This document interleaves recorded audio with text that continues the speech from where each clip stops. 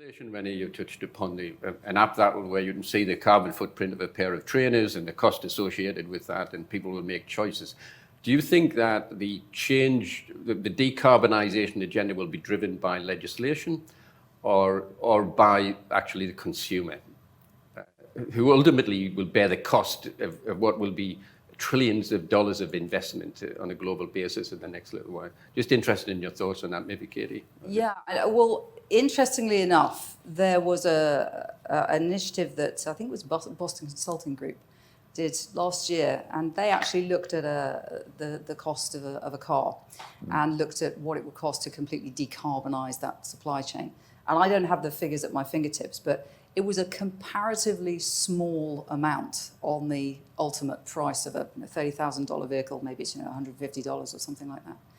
And when you think of it in those terms, you actually begin to realise, and this carries on from really what I was just saying, that you have to look at the entire value chain and say, where does the investment need to come? But ultimately, if it's $150 to the end consumer, then that is probably acceptable. And if the consumer is educated and is looking for sustainable choices, then that is going to be even more likely to succeed.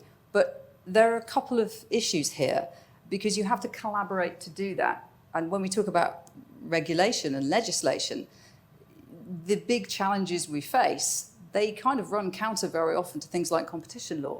So actually we need to be thinking not just about decarbonisation legislation, we need to be thinking about more broadly enabling regulation that allows more of these collaborations and conferences amongst value chains to actually enable them to take joint action. And in many respects that could be considered against competition law. So I think we need to have a wider conversation about what needs to happen here. And the idea, an app that shows you the carbon footprint of things, yes, consumers are beginning to demand those things, but at the consumer facing end, you've got people competing on is it $5 more for this or $2.50 for this on Amazon? You're getting ranked.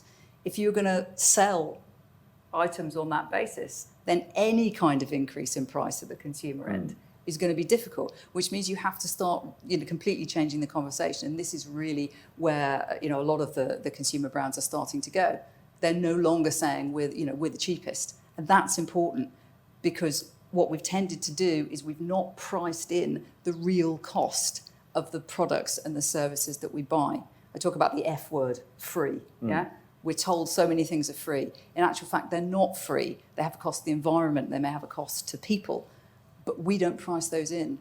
And I think this new ESG agenda, that we're all hearing about now, that really is an idea that says we should be reporting non-financial metrics. And when you do that, suddenly something that looks like it's a very profitable, high-margin business turns into something that isn't profitable at all. So, I think it's really important that, yes, shipping needs to be talking about decarbonisation, all these things, but we need to set it in the right context, which is we have to have our customers, our suppliers, the end consumers, understanding where the impacts to the environment are coming along the value chain, and make them understand that, no, this isn't free, it isn't low cost, it's actually very expensive. I mean, a container today, $8,000, it used to be $1,400. Maybe it really does cost $8,000.